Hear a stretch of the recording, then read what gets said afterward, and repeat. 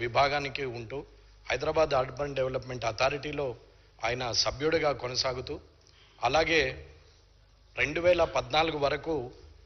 రాజకీయాల్లో సుదీర్ఘంగా ఉంటూ 14లో మొట్టమొదటిసారిగా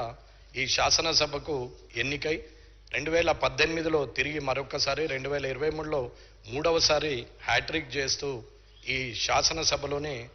ఆయన 3 సార్లు గెలిచిన వ్యక్తిగా నిలుస్తూ జూబ్లీహిల్స్ నియోజకవర్గానికి ఎనలేని సేవలు చేస్తున్నటువంటి మాగంటి గోపీనాథ్ గారు సినీ నిర్మాతగా సినీ రంగంలో కూడా అగ్రనటులతోనే సినిమాలు తీసి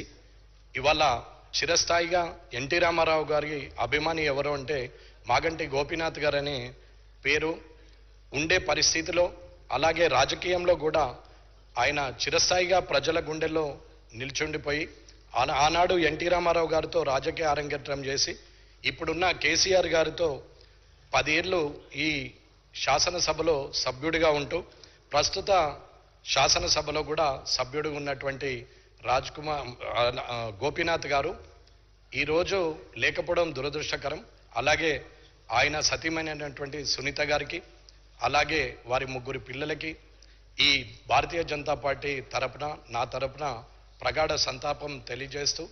రానున్న కాలంలో వారి కుటుంబానికి అందరి అండదండలు ఉంటూ